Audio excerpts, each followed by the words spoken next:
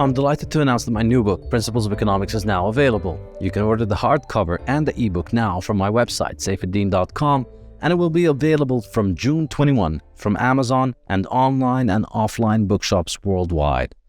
Principles of Economics is a university-level textbook offering a comprehensive, engaging, and easy-to-read overview of the field of economics that is valuable to the university student, general reader, and professional economist.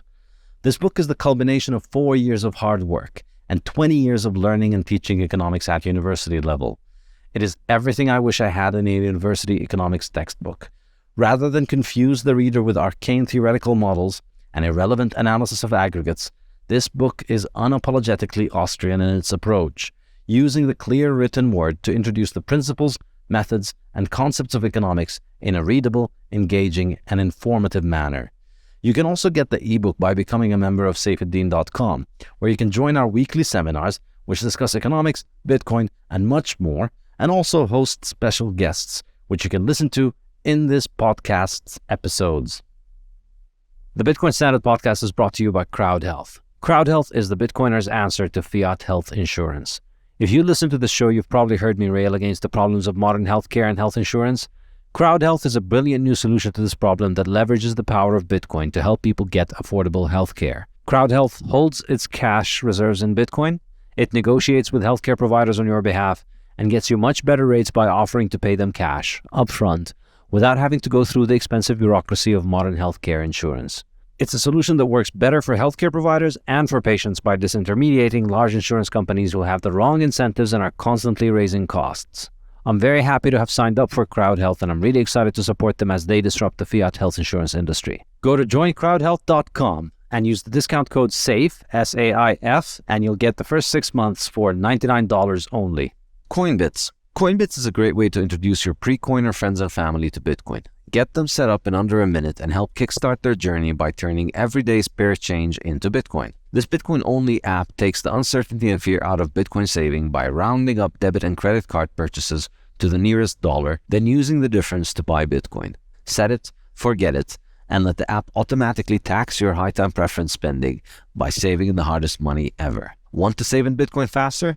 Customers can multiply their roundups up to 10x, or adjust their savings frequency for weekly or daily Bitcoin stacking. Coinbits is built on a sound, tried and true dollar cost averaging strategy that turns Bitcoin's volatility in your favor. Once you've gotten a private wallet set up, Coinbits encourages you to withdraw your Bitcoin to your own private wallet and embrace the Bitcoin Standard way of life. Start stacking on coinbitsapp.com and save your time and energy in the soundest money ever. Get paid in Bitcoin regardless of who you work for and regardless of who is paying you. All thanks to a premium service I personally love and use, and that is Bitwage.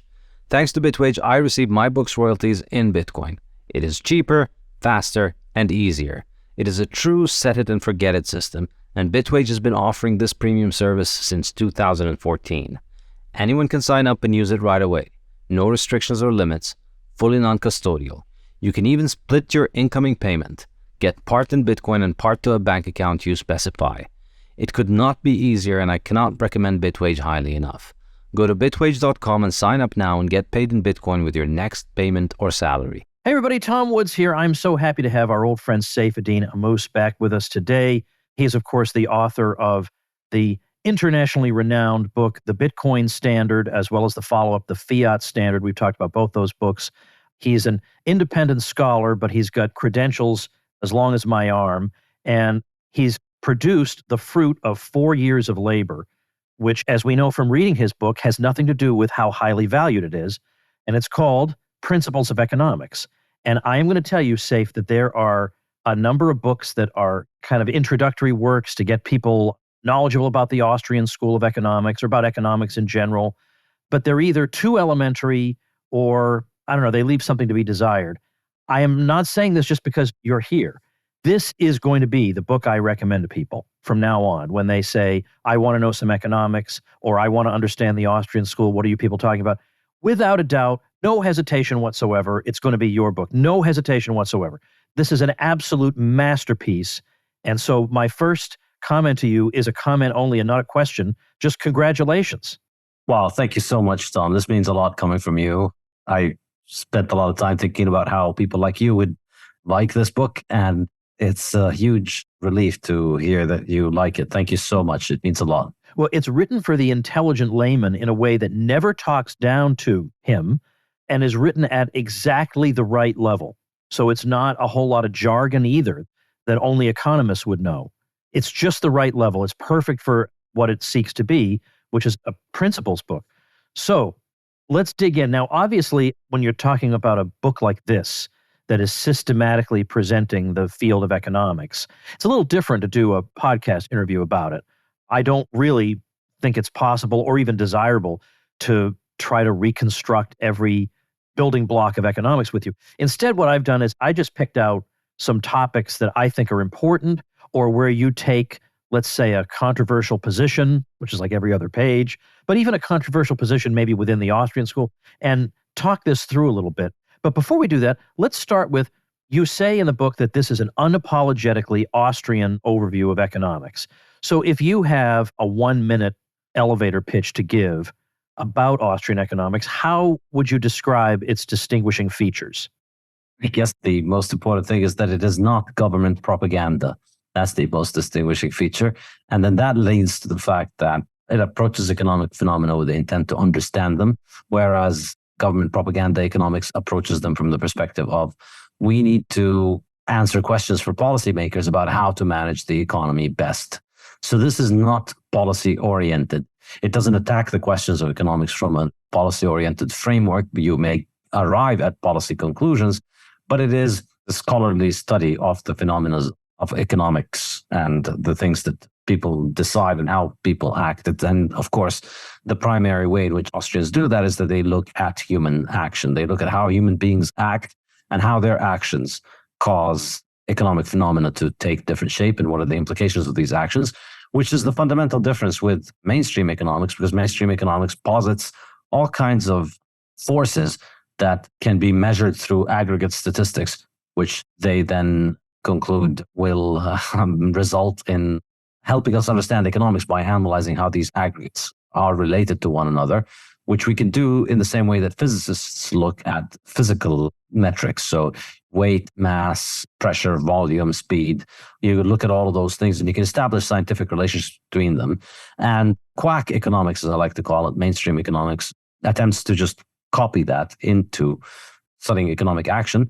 And of course, fails miserably because the building blocks of economics, the things that create economic phenomena, are humans acting and not atoms, not physical things that are responding predictably to stimuli. Human beings are far more complex than things because they have a will of their own and they have a mind of their own, and you can't model their action and their will and their reactions in the same way that you model physical characteristics.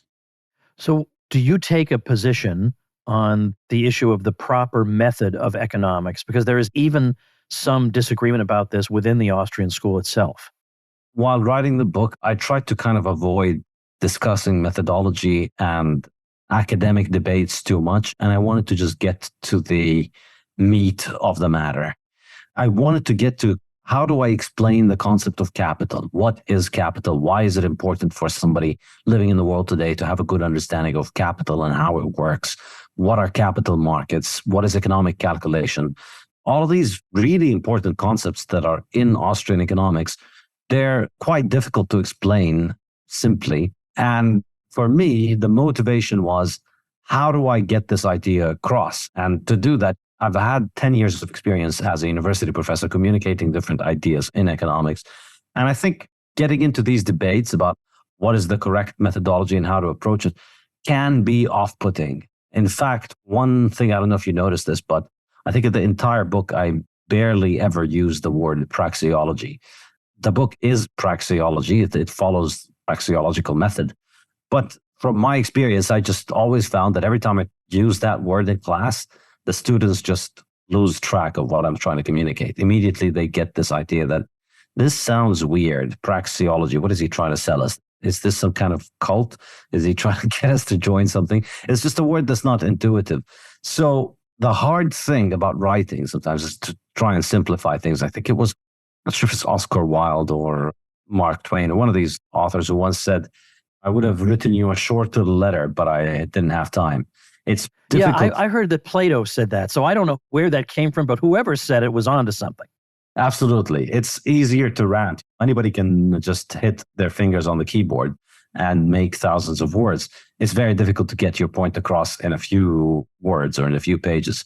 So with all of those things, the motivation was to use the Austrian method, thinking about it through human action, trying to start with a framework that is praxeological in the sense that somebody does X, acts, and then what happens when they act in that way? What happens when Robinson Crusoe decides that he's not going to spend all of his time today catching rabbits. Instead, he's going to spend some time building a spear. Well, now he develops a spear. Now he has a capital good. So I try not to get bogged down too much in the methodology and focus mostly on communicating these ideas. And to do that, I just went with the written word primarily. I think, like in Rothbard's Man, Economy, and State, he does use quite a bit of mathematics and formulas and equations to try and express things. And I honestly found that to be a little bit tedious as well as kind of tangential, because it is, in a sense, he's trying to talk to the mainstream to try and get the mainstream to acknowledge him, which my motivation for writing this book was that after I wrote the Bitcoin Standard, I developed my own readership. I have people who like to read my work and I can write for them. I don't need to get the acceptance of academics. I don't need to care about whether academics like my book. In this regard, you've been an inspiration in this. You don't care about what academic journals say about your books. Nope. And that's extremely liberating because, yeah, you want to write for actual human beings and not for committees of academics. That's right. Let's go to a very specific topic in your book, because contained within it is so much important economics. And that's a topic that maybe people have heard a bunch of times, but I think there's more to be mined from it. And that is the debate between Julian Simon and Paul Ehrlich about commodities. Yeah. So can you set the stage there? Because you could understand why, now Paul Ehrlich has no excuse, but you could understand why an uneducated layman, let's say, or a layman whose specialty is in some other field, could have believed what Ehrlich said about various commodities growing scarcer and their prices in real terms going up, because you would think, well, sure, over time, their supplies will be depleted, and so this is a natural consequence of that. I could understand why the average person would think that, but can you just set the stage? What was that all about, and why was Ehrlich so wrong? Yeah, I think this is really a very important thing, and I think this is the one thing that I get from relatively non-Austrian economists. I don't think Julian Simon would have considered himself an Austrian. Would you agree? Maybe a fellow traveler, but I don't see anything specifically Austrian about his work. Yeah, I haven't seen him identify as an Austrian. I think his methodology isn't really very Austrian, but it is something that I believe fits so well with the rest of the Austrian canon that I added it as one of the early chapters. So the first 3 chapters of the book are sort of, part 1 is called Fundamentals, and that's the first 3 chapters. And the first one explains human action. The second one explains value and the concept of value from a Mengerian perspective. So the first one is really Mises. The second one is Menger. And then the third one is Julian Simon, which may stick out as odd for Austrians because he's not an Austrian. But I believe his framework for thinking about scarcity as really being ultimately the scarcity of human time fits in very nicely with the rest of the Austrian canon. I mean, it doesn't really change much of the conclusions of Austrians. It's not like it contradicts Mises or Rothbard, but I think it frames their work in a much nicer way. And the key idea here, which he explained in his book, The Ultimate Resource, is that we can make more of anything we want as long as we dedicate more time to it. Therefore, the meaningful constraint on how much we have of any single thing on Earth is just how much time we dedicate to it. And if we're willing to forego other things in exchange for more of this thing, we'll have more of it. So if you wanted more gold, gold is the scarcest thing in the crust of the Earth. But every year we find more gold than the last year. There's more gold being produced this year than last year, than the year before and the year before. I mean, sometimes maybe it drops a little bit, but overall the trend is constantly increasing. We're always finding more gold because we're always digging for more gold. We're always developing more advanced technology for producing more gold. And so if we were to have a gigantic increase in the demand for gold, then we can dedicate more resources. We can take resources away from other goods, from the production of other goods, and dedicate it toward the production of more gold, and we'd have more gold. And the same is true for pretty much everything. And this, of course, in the 1970s was completely ridiculous for somebody like him to say that. And of course, I'm sure he got laughed at all the universities where he was saying this stuff. Because in the 1970s, remember, there was inflation. And so the price of everything was going up. And so the ideas of we're running out of resources, these ideas were very, very popular at that time. So everybody thought, the price of everything is going up. Clearly, that can't have anything to do with our benevolent, all-knowing central planners who are printing increasing quantities of money and generating endless credit. Obviously, they know what they're doing. Clearly, the earth has just run out of things. The reason the price of nickel and copper and all of those things gone up at the same time, somehow you're supposed to believe that all of these things suddenly became more expensive because they all became more scarce, not because the money which you're measuring the price of those things has gone up. And of course, this is now becoming harder and harder for people to argue this, because if you look at the price, here we are 50 years later, if you look at the price of commodities denominated in gold, then they haven't really been getting more expensive. If we'd stayed on a gold standard, things are still relatively stable. And in fact, if you measure them against human time, if we had a form of money that was even more scarce than gold, and of course with gold, there's a problem that it is manipulated and central banks control the stock of it, so it's not exactly all that good of a measure.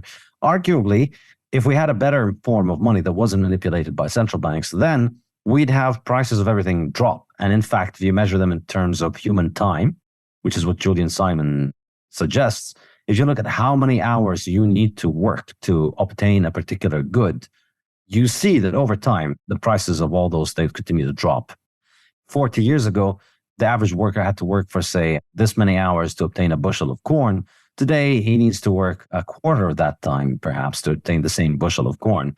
Even though, of course, the price of the bushel of corn has gone up maybe 10x in those 40 years, but it is still, in terms of human time, it is still becoming more and more abundant. And this is true for everything, for all commodities. And I show data from Gail Pooley and Marianne Tupy. They wrote a book called Superabundance. And in that book, they show how over the last 40 years, and specifically 1980 to 2020, basically, they take 50 of the most common commodities, and they show that they're practically a quarter as expensive as they were 40 years ago in terms of human time. So the reason for that is that, as I mentioned earlier, we can just make more of all of those things if we just dedicate human time. So the really limiting factor, the real scarcity here is human time. And if we had an infinite amount of humans to dedicate toward producing more and more goods, we just keep making more and more, because the limits of the earth are so far beyond what we can even measure, let alone extract, that it is not in any meaningful sense a limit. It's like thinking of you're drinking water from a river. You don't worry about the river running out from you drinking water, because you could drink for all the rest of your life and you wouldn't even make any perceptible difference to the quantity of water in the river. So what matters ultimately is the scarcity of our human time. And thinking about economizing our human time is what ultimately matters the most. And that's, I think, a good way of framing all of the rest of the book, because essentially the way that I thought of presenting this was to begin with looking at the method of human action, economic value, and then the scarcity of time and the economizing of time. And then with that framework, move on to the second part of the book, which is economy, or how humans economize. And that's all about the actions that humans take to increase the quantity and the quality of the time that they have on Earth. That's what economics is. Because ultimately, yes, you're economizing resources, but why are you doing that? Why do you care about economizing the resources that you have?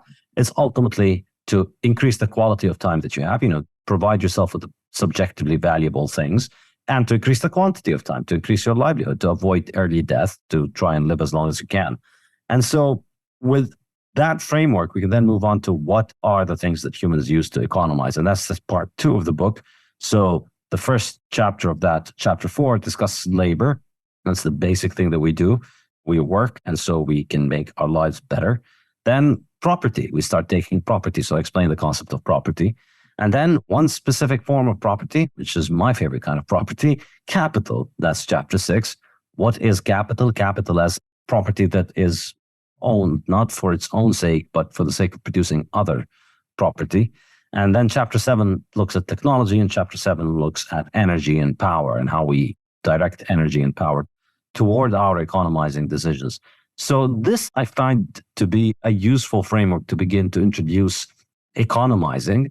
And then these are what I call the individual economic acts. These are things that you can do on your own if you're on an island. But then part 3 is the market order. Well, what happens now when you introduce other people and we can all economize together? And that's when the magic happens. So chapter 9 discusses trade and how we trade, why we trade, what are the benefits of trade, the concept of absolute advantage, comparative advantage. And then chapter 10 introduces money, which is a way to supercharge the productivity of trade. And then chapter 11 introduces markets, the concept of markets and how markets function. And then chapter 12, the last chapter in this section, is about capitalism and introduces the concept of economic calculation, Mises' definition of capitalism. So I think that's a good way to build up the ideas of economics and introduce them one by one by framing it around that idea of economizing time. Well, I thought it was interesting that the Julian Simon and Paul Ehrlich thing was in the section on time, which is now that you've explained it, and of course you explain it in the book, it makes sense, but it's not where maybe the average reader would have expected it to be. And by the way, the Ehrlich side of that tried to claim that it was just bad luck, that it was just the years that were chosen, and that them's the breaks. Maybe sometimes there is a fluky time when the prices go down, but they compared Simon's optimism that this was the natural order of things to somebody who jumps off a cliff in the confidence that somebody will develop a parachute while he's in the air. No, that's ridiculous. I just realized now that I kind of avoided answering your question, which was about specifically the bet. So in the 1970s, there were all kinds of, I'd like to use the word hysterics because it's a word that's growing in relevance and importance in our modern world. But back then in the 70s, the hysteria was that we're all going to run out of all the important things that we need. And so people like Paul Ehrlich were going on TV and publishing books and talking about how we only have 3 more years of nickel left and 7 more years of oil and 8 more years of fresh water or whatever. And that was basically considered just the end of the road for capitalism and human civilization. We milked the earth dry, and anytime now, it's going to stop giving us its bounty, and then we're all going to starve and die, or at least we're going to have to massively depopulate the earth, which is the kind of common theme. A lot of this Malthusian insane people. And so Simon just went and said, I'll bet you that you pick any 5 commodities and you pick, I think it was 5 years or was it 10 years? I forget, but the details are in the book. And so Simon said to Ehrlich, pick any 5 commodities, pick any over a time frame of 5 or 10 years, and I bet you the price of those commodities is going to be lower at the end of that period than it is at the beginning of that period. And indeed, that is exactly what happened. The 5 commodities that Ehrlich himself picked, which he thought would be the best choice for proving that we're running out of stuff, those commodities became cheaper at the time period in which Ehrlich said they would run out completely. So not only did we not run out, as the Malthusians would have expected, we had more of them.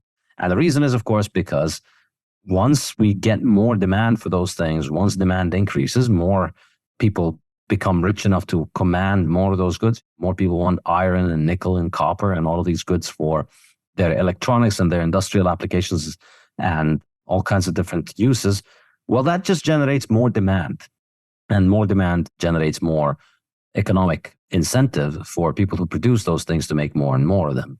And so people who produce those things will indeed make more of them and bring more of them onto the market. And while investing in doing that, they invest in capital production. So they make more and more capital. And that capital leads to the decline in the cost of those things. So once we build more machines, initially the machines are expensive, but eventually their cost is paid off. And then we benefit from the fact that those machines give us cheaper and cheaper output of all the goods that we want. And so I think it was a comprehensive victory for Simon. And I think if you run this in the long run, the only way that you could run this bet in a way that Simon would lose it would be if you essentially massively understate the inflation that's taking place. And so that if you use bogus CPI statistics for inflation, then it might appear over a certain period of time, probably say 2003 to 2008, yeah, commodities went up.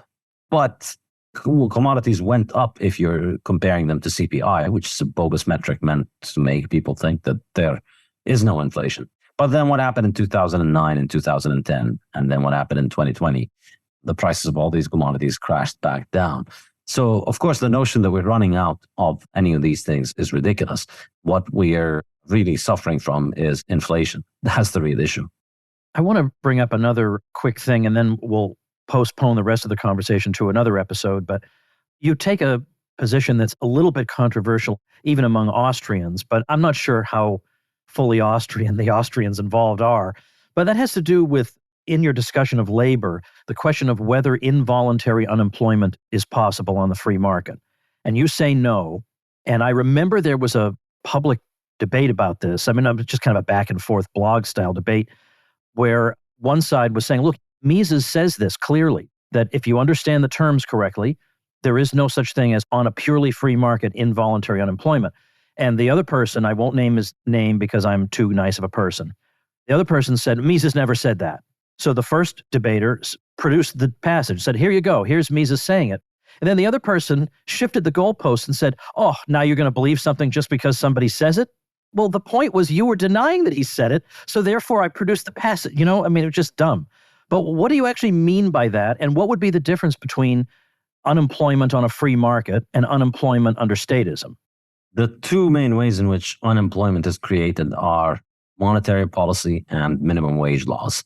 Those two things are what produce unemployment realistically, because in the absence of those two things, we live in a world in which prices are constantly declining. So everything becomes more and more affordable over time, and in which everybody has the freedom to work when they want to or when they don't want to. And so in that world, it makes no sense to talk about unemployment as if it is this massive problem. What we have is people who just don't want to work. And that's a perfectly normal and healthy thing.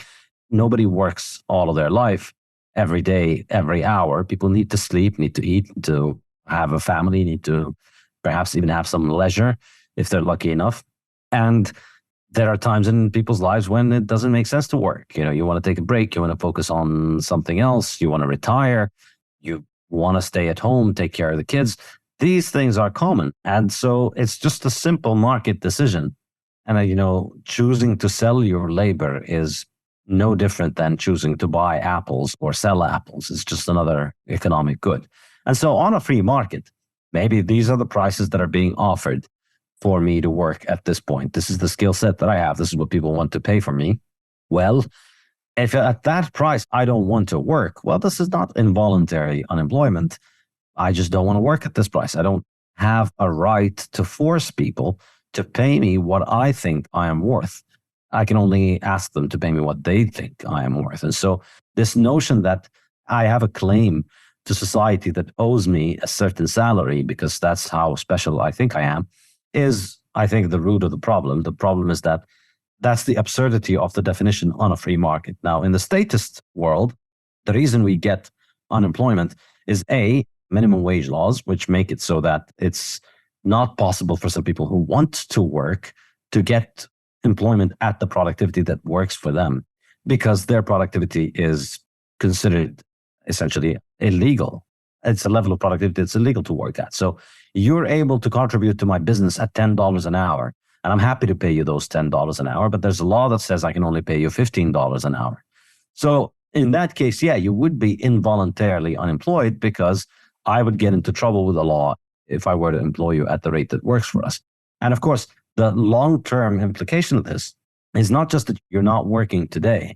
The real problem is that the only way for you to get your productivity up from 10 to 15 is to get a job. It's to get a job, turn up, figure out what we do in this work, and start getting better at it, and then raise your productivity. The thing that I think is very telling is pretty much every single job out there starts off under the minimum wage. If you look at doctors, you look at engineers, you look at the most high-paid jobs, lawyers, or even CEOs and executives, what was their first job? Well, their first job was an internship. When you finish med school, you go and you work and you do a residency, and you're getting paid less per hour than the janitor in the hospital. I know my brother was a resident, and he was getting paid less than the janitor. He was getting paid less than the minimum wage if you count all the time that he needs to spend studying to keep up with what's going on in his residency. It's really not a good bargain. If you look at engineers, they start off with unpaid internships many times. They might do them in college, or they might do them right after college. Same is true for lawyers, all these kinds of jobs. When you start at a job, when you haven't worked, when your job experience is zero, your productivity is approximately zero. So it's asking a big ask of an employer to take you on and offer you a full salary. It's probably, the fact that they're just having you on when you have a low productivity is itself a very kind thing of them to do. That's not really kind. They're doing it on the hope that you will develop into a valuable worker that they can then hire you. But that's how it is for all jobs. You start off with very low productivity, and then you learn on the job and you work your way up. And what minimum wage laws do is they make that illegal for low-skilled jobs. So nobody's out there saying, hey, you know what, doctors and lawyers and engineers, you should not be allowed to do unpaid internship. Well, now they are actually. Crazy people are still trying to get that canceled now because these are the times we live in. But generally, most people, when they talk about exploitation of workers, they think of low-wage workers. And so effectively, they're just banning these people from acquiring the skills. But then the second way in which government creates unemployment is monetary policy and business cycles. And so when you create the boom, you create malinvestments in certain sections of the economy. And so there's artificial demand for a particular job. And so more and more people go into this job. Say, for instance, like in the US, it was housing in 2007, or all kinds of different sectors of the economy in which people start acquiring skills to get into this section. And then when the bubble bursts, all of these jobs are eliminated and the demand for these jobs is eliminated. And now you have a very large number of people that are essentially unemployable because they don't have good skills that can be transferred to other parts of the economic system. And so it's distortions of the market that create this idea. On the free market, anyone is free to work at whatever price they want and whatever wage they want. And so the notion that somebody is unemployed seems not possible, in my opinion. One thing that makes your book different from others on this subject, or let's say other major Austrian treatises, is a couple of chapters you have in there that you do not find in these other treatises. You have a chapter specifically on technology and another chapter specifically on energy.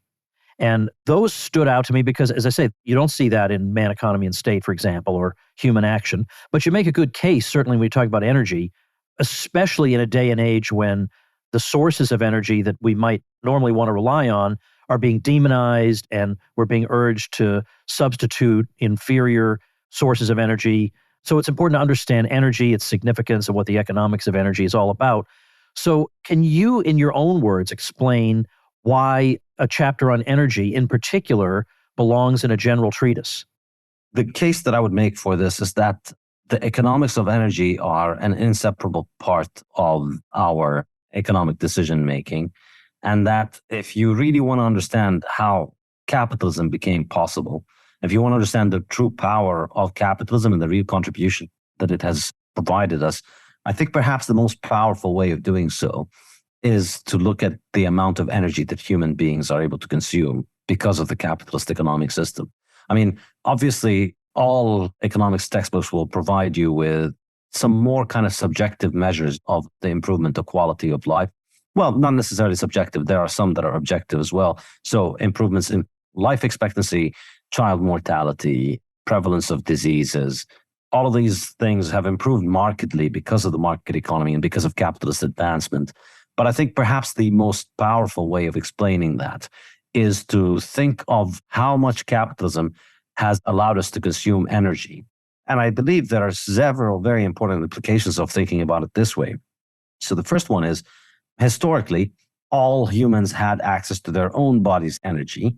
And then if you wanted more energy to be dedicated toward meeting your own ends, you had very little choices. You could get a horse, you could get a cow, but these were very expensive. They required a lot of energy invested in them and in their upkeep and in their maintenance. And of course, another option was to get another human being and enslave them and make them your slave. So for the vast majority of human history, all of humanity had access to meet its own goals using only its own body's energy. So about 2,000 calories a day or something like that. This is all that you had to ensure your survival. This is how you could grow your food. This is how you could keep yourself warm, fight off predators, hunt your own food.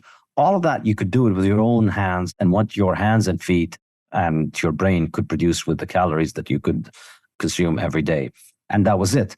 And a very, very, very tiny small number of people throughout human history had access to other people's labor in the form of slavery. So if you happened to be a king 5,000 years ago or 1,000 years ago, you had an army of slaves around you who worked around you and allowed you to live a much better life than everybody else because they spent maybe half of their body's energy serving you rather than serving themselves. So they'd go and cut down wood to keep you warm at winter, boil water with that wood and bring it to you so that you could take a hot shower or a hot bath, and hunt animals from you, protect you from animals.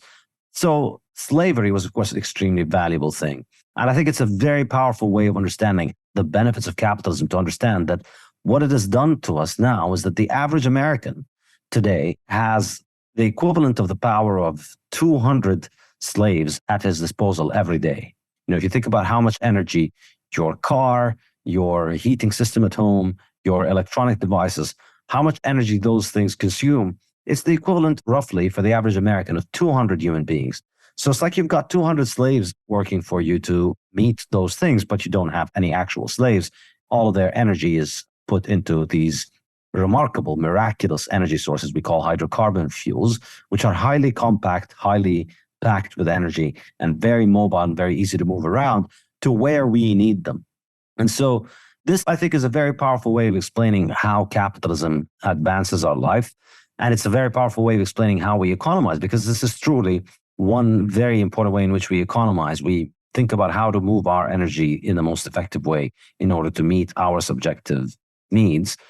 And perhaps a slightly original contribution that I make here, maybe not slightly, perhaps I'll just go ahead and say, an original contribution I bring in here is to apply the analysis, the marginal analysis of the Austrians, of Menger, to energy in a way that I believe is extremely consequential for understanding energy markets today, which I do not believe I've seen somebody else do it. And the idea here is specifically that I argue against the use of the term energy market, which, being a hypocrite, I just used a few seconds ago. We don't really sell or buy energy. We sell and buy power. And there's a distinction between those two terms. Energy, incidentally, of course, is a difficult thing to define, and physicists have a hard time coming up with a definition of energy. But energy is this thing that allows you to do work or transfer heat. So you can act on things, you can move them around, you can lift them, or you can heat them up. That's what energy does. And it's not really true to say that we have markets for energy, because energy is abundant and it is not scarce, and it is available in infinite quantities at all, well, not all times and places, but it's available in infinite quantities practically for us as human beings. The amount of energy that the sun gives to Earth in a day is more than what humanity consumes in an entire year. So there's sunshine all day, every day, everywhere. And then there's also all the massive amounts of hydrocarbon fuels underground, which are hundreds of times, just the proven reserves that we have are roughly hundreds of times of all of the energy that we consume today. And then you've got all the nuclear fuels, which are many, many infinite multiples of the amount of energy that we consume today. And then you have the wind, and you have the running water, and tidal energy, and geothermal energy. So there's an infinity practically of energy sources. But that's not what we're buying and selling. And there's a great quote from Mises, which I mentioned in the earlier chapter on marginalism, where he says, when trying to understand the water diamond paradox, why is it that water is cheap whereas diamonds are expensive? And Mises says nobody ever has to make a choice between all of the world's gold or all of the world's iron. And so that's why iron is cheaper than gold, even though iron has what may appear to be more essential functions, infrastructure and houses whereas gold is mostly jewelry and decoration. And yet gold is much more expensive because these decisions of valuation are taken at the margin. So as an individual, you decide to value things at the margin, at the time and the place where you're buying them. And so that's why water is cheap, whereas diamonds are expensive, because in modern society, modern human society is built around the abundance of water. We go to places where there's a lot of water. We build a lot of infrastructure to make water plentiful. And in that setting, a marginal extra unit of water is, at most times and places for most people, practically worth very little because there's an abundance of water elsewhere. And so, if I don't buy it from your supermarket, I can just walk another 5 meters or 50 meters and get to the other supermarket and buy water from there. But if I were on a deserted island where I had no access to water at all, in that kind of situation, then water would be a lot more valuable than diamonds. So valuation happens at the margin. And that, I think, is something that's missing from most analysis of energy. Most analysis of energy will look at energy in terms of the aggregate. So people will tell you, well, we're building a solar plant that has a capacity of this much energy. That's nonsense. It doesn't matter what the total capacity, the total quantity of energy it produces is. What matters is the marginal value of the energy to the person using it at the time and the place that they use it. And so the tricky part of energy is not the abundance of energy, it's not making more energy. We have infinite amounts of energy surrounding us at all times. The tricky part is taking that energy and transforming it into power, which the definition of power is energy divided by unit of time. It's how much energy you're able to direct per second or per minute to meet a specific job. And so it doesn't matter how much sun shines on my hometown today. When I want to drive my car, I need to have a certain amount of power get into the wheels so that the car can move, so that they get me from one place to the other. And so that's the good that we're buying. We're buying power. We're not buying energy. And I think this Austrian way of understanding energy is what people need to understand in order to essentially quit with the insanity of thinking that we can have modern industrial civilization while using pre-industrial technologies of wind and sunshine. Because the only reason we can have modern industrialization is because we have high power and because we are able to direct large quantities of energy at the margin, at the time and place where we want them to be, so that we can have the machines that we have do the things that we want them to do. We want to be able to drive our car, turn on the light, run an incubator for a premature baby at a hospital at the time that the premature baby is born and at all times that they need them, not have the premature baby sit in an incubator that only works when the sun shines or the wind blows. And so it's immaterial what the total aggregate quantities of these things are. What truly matters is our ability to deliver large quantities of power.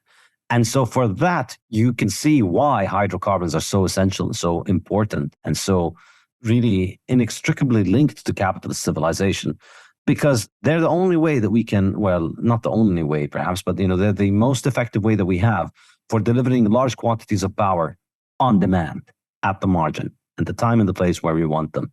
So you can take oil to any godforsaken place on earth, any of the most isolated spots on earth. You could take oil, take an engine, and you've got giant amounts of energy to move things around or to light things up or to have electricity or whatever it is that you'd want. You can take oil and gas and coal. You can move them around. They're very cheap to move around relatively. They're relatively stable in containers. And so you can get them to places where you want them, and then you can have that power on demand. And that's the problem with wind and solar. Why wind and solar don't do that is because you're basically hostage to the weather. And so you can't just have the high quantities of power that you want on demand. If you want to live on those things, we can't run the refrigerator at night. We can't have light if the wind is not blowing at night. So all of these things are impossible to get around in the case of wind and solar because there's just no way of having them produce large amounts of power. And well, there is a way of doing it, which is batteries, but that just increases the cost by somewhere between 10 to 100x of the power that you want to produce. And so that's, in my mind, that's really the kill shot. That's the real economic reason why wind and solar are extremely idiotic ideas that are only going to succeed in destroying our ability to live modern civilized life. They are not alternatives to hydrocarbons. They are alternatives to civilization. They are just ways of taking us back to darkness and cold and a precarious survival because they don't allow us power at the margin at the time that we want it. So that's why I think this fits into an Austrian textbook, because it's really only the Austrian marginal analysis that helps us understand this. And it's not something that you see mentioned in books discussing energy and power in general. I have so many things I want to bring up here from your book. There could be the discussion of whether labor is exploitation. There could be discussions of what are the consequences of what you call the denigration and vilification of capital ownership by people like Marx and Keynes. But I think I'm going to choose this one just because our friend Gene Epstein, who hosts a debate series in New York City, was himself one of the debaters a couple of weeks ago in a general debate on libertarianism. And the other side laid out the case for why libertarians are all full of it. And part of the presentation was, you see, we have these things called externalities. And libertarians, I don't know, apparently must be unaware that we have externalities. I'm not exactly sure where this was going. Obviously, we've written about externalities, but these are things that can't be priced by the market. So we have areas of life where resources can't be allocated rationally. And so there we do need to have political interference and political allocation of things. And there are both positive and negative externalities. And we have something called public goods. Now, you have some discussion of this. And I wonder, because I'm just tired of being told that we've never thought of this. No, I think it's more that you haven't bothered to read what we've said about it. We have thought about it. Yes. How could we not, Exactly. I mean, I've also been told this by a lot of people, and a lot of people who might even be quite sympathetic to Austrian ideas. I think a lot of people in the banking industry or people who are interested in economics, they come across the Austrians, they are fascinated by the superior ability to explain economic phenomena, understanding inflation, understanding money, understanding the business cycle. And then they just assume that Austrians are, your run-of-the-mill Harvard/Chicago economists. And so therefore they immediately assume that, well, obviously these guys are economists, so obviously they're not going to have anything to say about important things like politics and governments and what governments should do and policies and externalities and public goods and national defense and security. All of the money stuff is okay for these Austrian children to play with.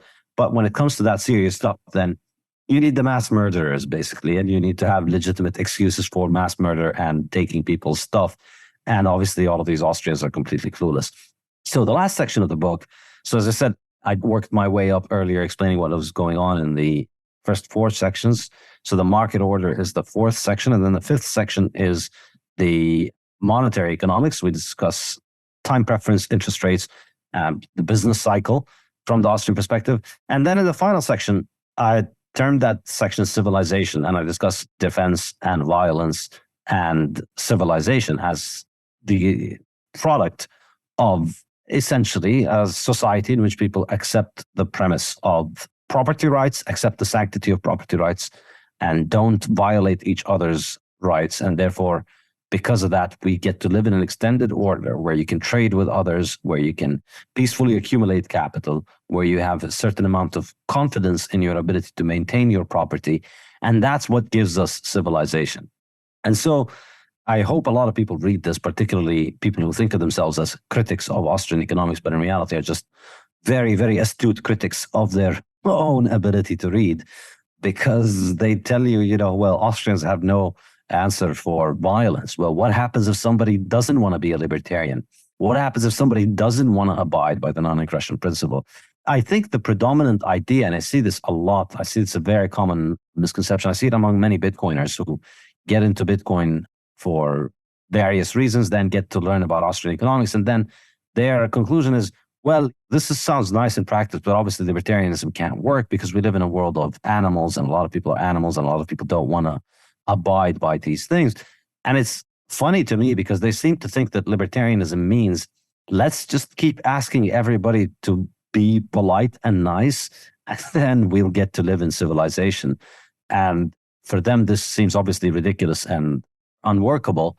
And therefore, the only alternative is that we need to have a violent monopoly on power that gets to kill and take the property of everybody, because that's the only way that you can have a system in which we have private property, is to have one authority, one body, one monopoly agency that can take away everybody's stuff, which is obviously a contradiction in terms, because the whole idea of having property is that you get to keep your property. And so if you're saying that we need to have an entity that can just violate property rights in order to maintain property rights, you clearly haven't thought this through, which is what statism ultimately is. So in this book, I use Rothbard's Power and Market. I use Hoppe's Myth of National Defense and Democracy God That Failed. And Edward Stringham's also, his excellent book, Private Governance. And I just argue that, look, I make the case that, look, this isn't something that is unknown to Austrians. Austrians aren't innocent little children, and they're also not pacifists. I think this is a key point. There's a distinction between pacifism and libertarianism. Pacifism means you don't engage in violence, full stop. Libertarianism is not pacifism. It doesn't mean you don't engage in violence. It means you don't initiate it against peaceful people, but it doesn't mean you can't defend yourself against people who initiate violence. So that defense against aggression is just another market good. And there's no reason why it should be any different from all the other market goods. And so I try to systematically go through all of the justifications that are given for why this one particular good is different, and that the only way that we can manage that particular good effectively is to have a violent monopoly that is able to provide it essentially by violating it. We can have security by letting a bunch of people have the ability to destroy our security whenever they want. And then once every 4 years, we get to replace them with a new group of sociopaths who can violate our security whenever they want. And so, and again, this is thanks to the foundation that I lay in the first 2 chapters of understanding what is a good, what gives things value. Menger says that what gives things value is something is scarce and it has utility. Those are the 2 things that give economic value. So defense from aggression is just another market good because it has value, because it has utility. You obviously prefer to not be robbed and assaulted and murdered. So there's utility to somebody who protects you from that stuff. And there's scarcity to it because there's an infinite amount of potential threats. And there's a finite amount of resources you can dedicate to your defense security. So what we have here is just another economic good. So then how is this economic good provided? And I think the very powerful idea here for people to consider is that we already live in a world in which we have a free market in security. Defense from aggression is a free market. And so the most startling stat here is that there's probably about twice as many private security guards in the world than there are policemen in the world. And this makes a lot of sense. You know, if you walk around in your local town, you'll see that your bank doesn't rely on police to keep it safe. They have their own security. And this isn't a slight against police in as much as it is just normal. Why should I, as a taxpayer, pay for a policeman to provide you and your bank with security for when you go there? It seems to me like it's just much more fair that I pay for my own security with my own bank. My bank pays for their own security. Your bank pays for their own security. And everybody pays for their own security because ultimately security is a good and it is provided at the margin. Again, we go back to marginal analysis. So in the statist imagination, security is a switch and you need a government to flip that switch to say, all right, no more crimes, no more theft, no more bad things. All the bad things are from now on illegal. And then there's security blanketing our society. Nothing is like that. There is no switch. It's not an on-off switch, just like we were saying earlier with water and diamond or with iron and gold or with energy. Nobody ever has a choice to make between full security and full insecurity, or having all the gold in the world or having zero of the gold in the world. That's never a choice that anybody has to make. The choices are not made in the aggregate. The choices are made at the margin. Who's going to get the next policeman? Should we hire an extra policeman? How many police does your house get? Your street, your neighborhood? Should you get a private bodyguard? Who should pay for it? We go back to the economic calculation problem. It's an economic calculation problem, and the only way to solve this is through private calculation. And that's really Mises' enormously powerful insight. is that the only way to allocate resources efficiently is through having property rights and having people perform economic calculation. And so that's obviously why private security is more and more important than police, because there's no rational way of allocating police, because police as an economic good is not owned privately. And therefore, there's no way of performing rational economic calculation on the best ways of choosing this. And so we do have a free market in security. And in fact, as Rothbard says, it's better to think of the police and the state's security apparatus as being out there to protect the state. They're out there to protect the state rather than you. And as Rothbard says it, just compare the vigor with which the government goes after crimes against the state versus crimes against citizens. Or, to extend that even more, compare how they prosecute state crimes against citizens versus citizen crimes against the state. I think this tells you all you need to know about what the police is there for, and that really your security is primarily in your own hands. So whether you buy your own gun or you hire private security guards, you are the one who can secure yourself. And in fact, again, with the weapons industry, we see that the weapons industry is predominantly private companies that are producing the weapons, and they are private companies that operate in the free market. And so once you get past the statist propaganda, which is essentially economic illiteracy, this idea that we need to flick a switch so that we have full security for everybody, you realize security is just another economic good.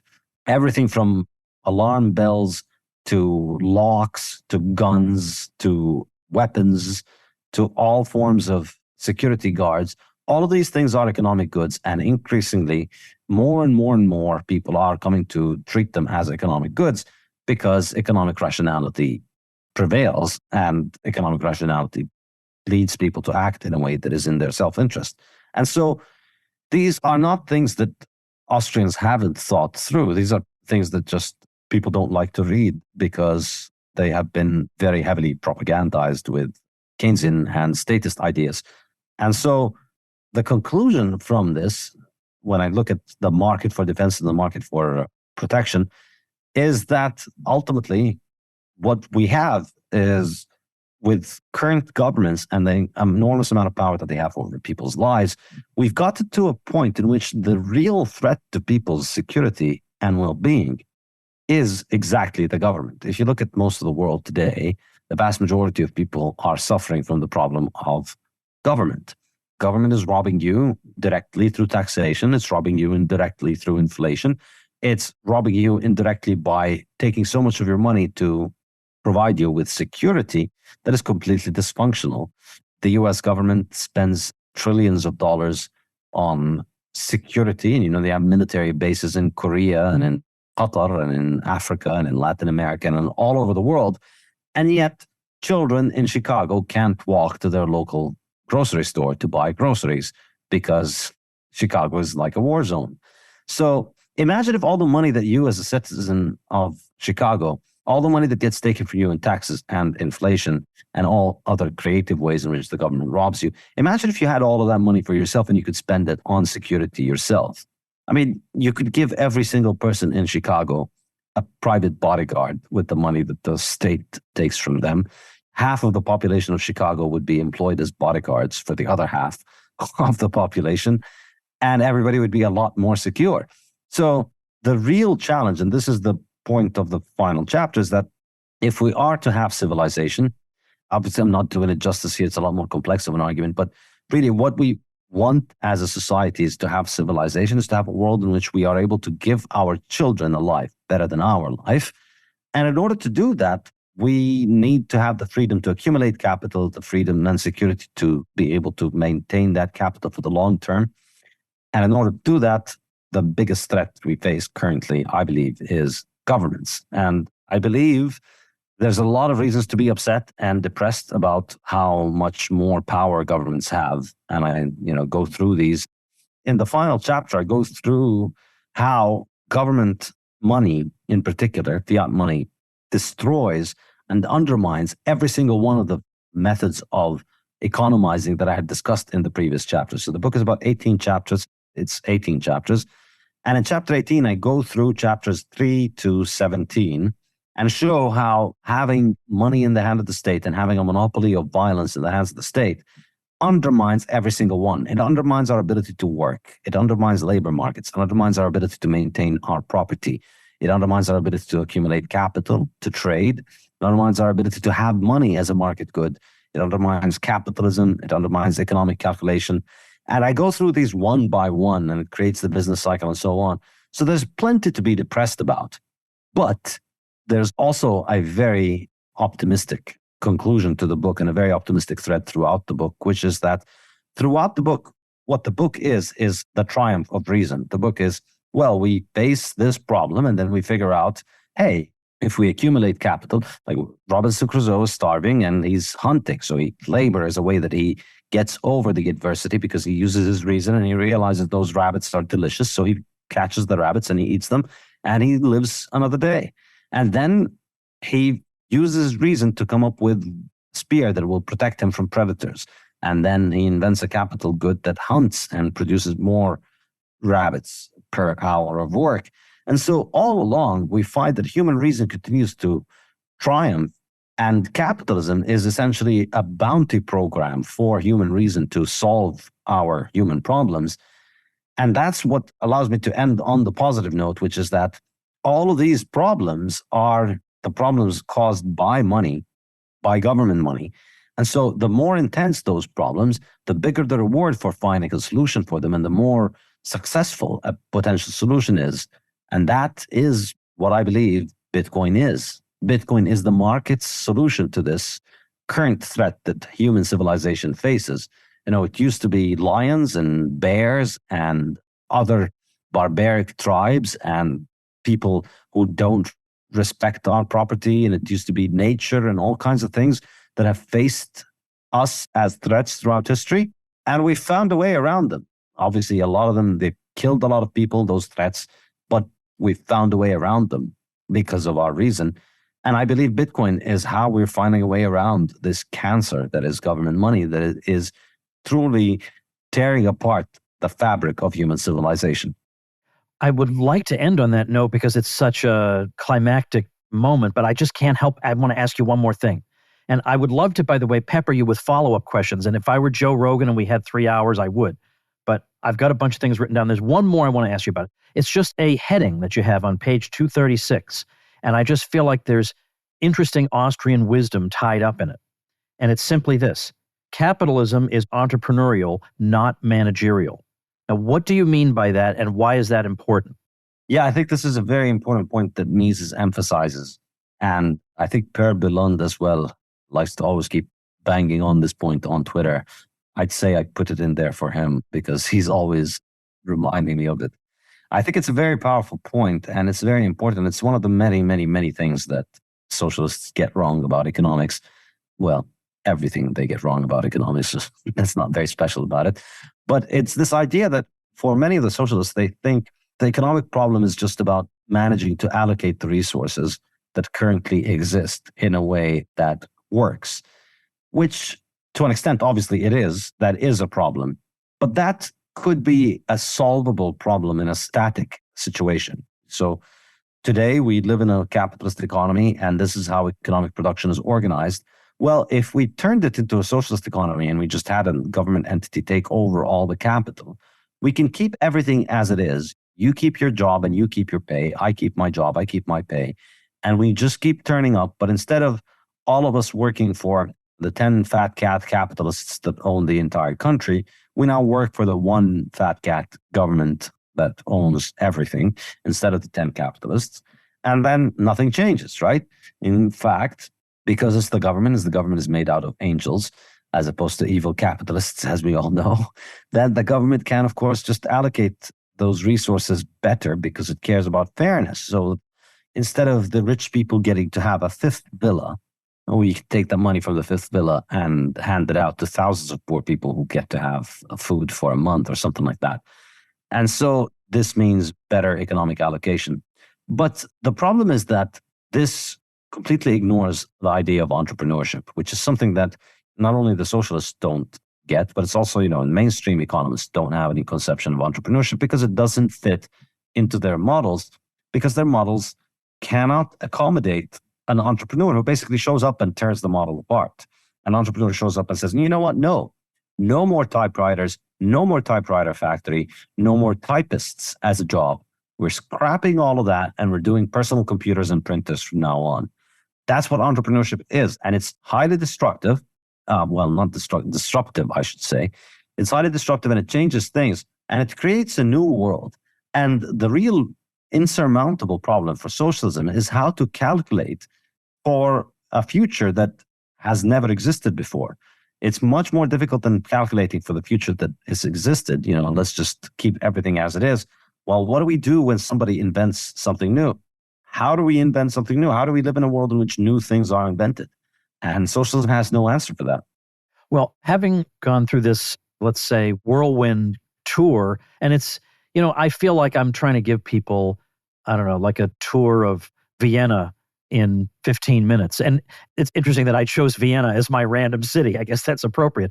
But there's so much in here. And I wrote down so much stuff while I was reading it.